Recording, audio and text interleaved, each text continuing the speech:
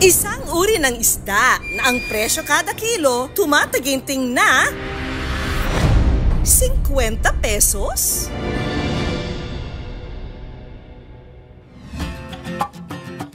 Sa lugar na ito, meron daw malagintong isda na lumalangoy sa kanilang lawa. Pero ginintuan man ang kulay, ang presyo raw nito pangmasa sa halagang 50? Saan ka pa? Ang golden fish na kung tawagin ay orange cichlids o Midas cichlids, makikita sa lawang ito sa San Pablo, Laguna. Dahil sa kulay nito, mapagkakamalan mo raw itong goldfish sa unang tingin, pero kasing laki at kahawig ng tilapia. Ang panguhuli ng araw nito ang isa sa mga pinagkakakitaan ni Jeffrey. Nung bagyong Glenda, lumabas siya. Fingerlings pa lang, maliliit pa lang. Dahil bago noon sa kanilang paningin, nagdalawang isip daw silang hulihin ito at kainin. Sa katunayan, banta nga raw ang foreign fish na ito para sa kanila dahil kinakain ito ang ilang mga isda sa lawa gaya ng tilapia. Pero ang isdang ito, pwede rin palang kainin ng tao. Napakinabangan din namin siya nung after 2 years. Lumaki. May nabili pero hindi kasing mahal na kagaya ng tilapia.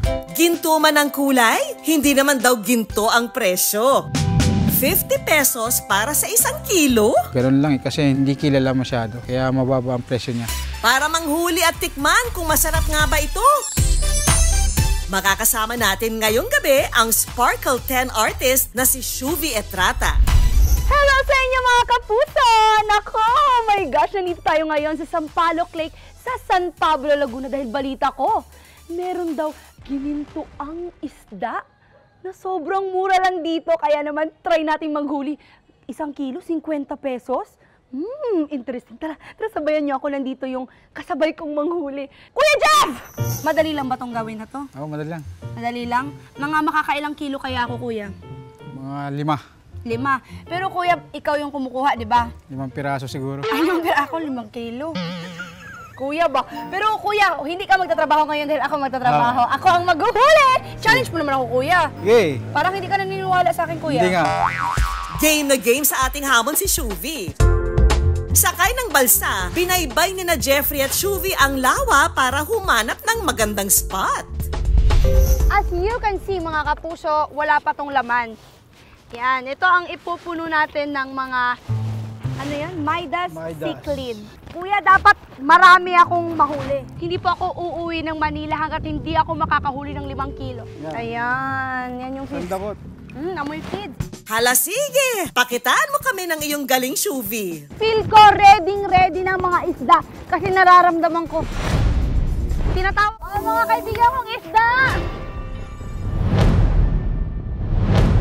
Matapos ang 3 oras na paghihintay, feel ko ready na mga isda kasi nararamdaman ko. Tinatawag na nila ako mga kapuso kaya check natin kung may laman na yung kain natin. Ay, eto na nga ang surprise!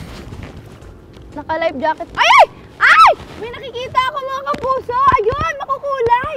Oh, ayun. Ayun na. In 3, 2... Ay! Tingnan nyo! Ang dami kong nakuha mga kapuso! Tingnan mo, may malaki! Alam, may malaki tayo. Patay na siya. Patay na siya, kuya. Yan, namatay na. Pero tignan nyo, ang dami namin makukulay. Parang ready na ito lutuin. Parang siyang tilapia mga kapuso. Dami. Ito na! Ay nako, handa na silang lutuin. Tara kuya, paglutuan mo na ako. from lawa straight to the pan. E ano pa nga ba ang the best gawin after manghuli kundi ang lutuin at kainin ito? At ito na nga ang aming mga nahuli na Midas cichlid. Amoy isda. Pero mga kapuso, fresh na fresh to kasi kakahuli lang namin ito at lulutuin na namin siya ngayon. At kasama ko para magluto si Miss Lorna T. At ngayon po ang lulutuin natin para sa mga kapuso ay... magpipirito po tayo ng ating Midas cichlids at saka magpapaksiw po tayo. Sobrang simple lang. Parang tilapia lang pala. Yes po. Gaya ng anumang pritong isda. Dapat sa loob din tino. Parang sobrang dami natin, parang maalat na na po. Baka umalat na siya. Hindi nyo na makain. Ipiprito lang ito hanggang sa maging golden brown ang kulay.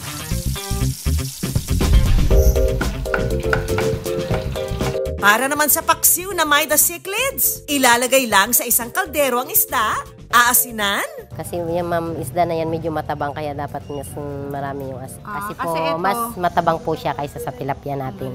saka ilalagay ang sibuyas, bawang, luya, Seasoning, ate, Yes po, seasoning. Ilagay lahat. Oh, yes po. at ang sukang paumbong. Ay, ready na po ang ating paksiw. Lalagay na natin siya sa mainit na gasol na very cute. Hahayaan lang itong kumulo hanggang sa manuot ang lasa ng bawat sangkap. Makalipas ang ilang minuto, pwede nang lantakan ang prito at paksiw na may cichlids. Cheers! Ito mga kapuso, yung isda niya, hatiin ko po sa gitna. Ayun. Ay, mas malaman yung tilapia. Ito, malaki na to pero hindi din siya ganun kamatinik. Parang tilapia nga lang po siya, fresh na fresh. Kung walang isda, parang siyang paksiw na lechon. Ang sarap ng sabaw mo, ate.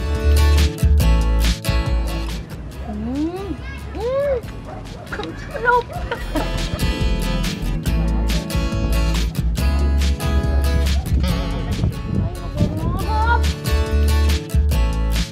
Nako mga kapuso, talagang one of a kind ang experience ko dito sa Sampaloc Lake dahil sobrang sarap ng pagkain na nakain ko bukod sa masarap.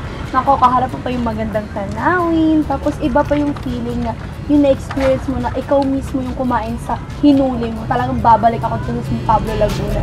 Parang dito na ako stay forever. Pero saan nga ba galing ang isda na ito? At bakit ito biglang sumulpot pagkatapos ng bagyong Glenda? Ayon sa Bureau of Fisheries and Aquatic Resources, meron daw mga nag-aalaga nito malapit sa lawa. Nung bumagyo, maaring nasira ang mga fish cage at nakawala sila sa lawa kaya dumami. Feel ko ready na mga isda kasi nararamdaman ko. Ano man ang rason ng pagsulpot ng mga may cichlids sa lawa ng Sampaloc, malaking tulong na raw sa mga kababayan nating umaasa sa biyaya ng lawa kung mas marami pa ang makakakilala at bibili sa kanilang huling isda. Napagkakakitaan na nila, approve ba sa bulsa? Sarap!